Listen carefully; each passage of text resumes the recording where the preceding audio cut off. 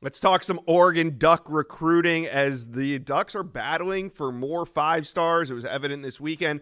Five-star offensive tackle, the number 2 ranked OT in the country, Emmanuel Ihenacho, was out in Eugene. He made the cross-country visit. Steve, what's the latest intel?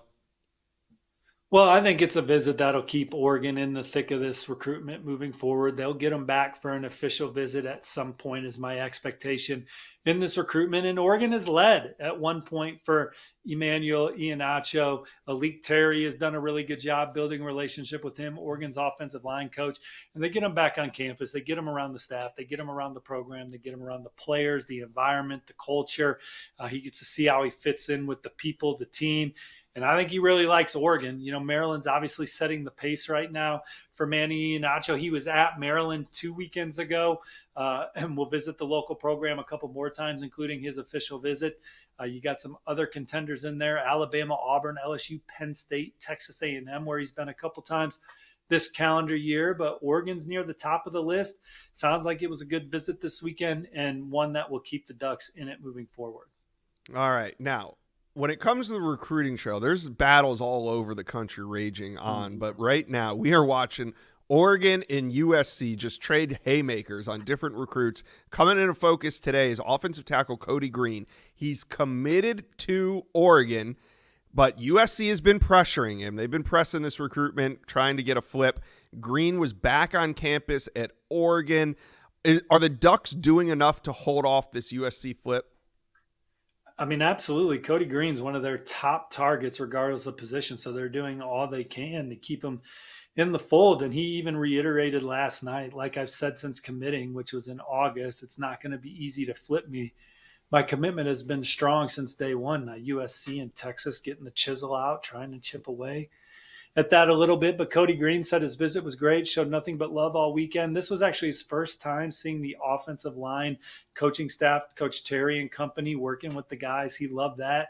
He loved the efficiency of their practice, the high intensity of it all. And again, he really is excited about Coach Terry, the way he Mm-hmm. develops players at the point of attack, and then the message about how big of a priority he is.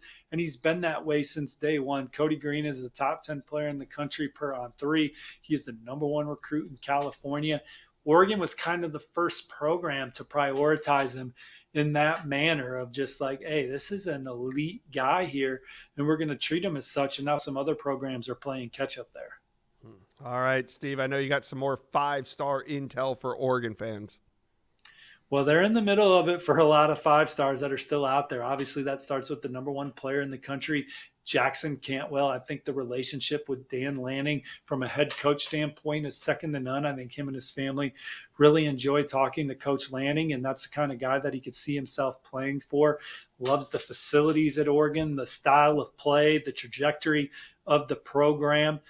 Those are all things that have spoken to Jackson Cantwell. I think that obviously from an NIL standpoint, Oregon can check those boxes as well. So Oregon has a lot going for them in the recruitment of Jackson Cantwell. They're in the final two for Jared Curtis, five-star quarterback from Tennessee. They have led at various points since the fall, but Georgia has clawed back into this one and even grabbed some momentum as of late. I feel like around Eugene, though, they're not rolling over. I mean, they Yeah. they love Jared Curtis. They're very vested. Will Stein might be his best relationship offense. The way the quarterbacks have produced as of late, from Bo Nix to Dylan Gabriel, just seeing the success that they've had, knowing how prolific he can be under center for Oregon. Those are all things that are exciting to Jared Curtis right now as they continue to battle in this recruitment. The number one linebacker in the country, Tyler Atkinson, took a recent visit out to Oregon. Dan Lanning has been recruiting him as long as anybody he's talked to in the 2026 class. Oregon's a dark horse for Tyler Atkinson.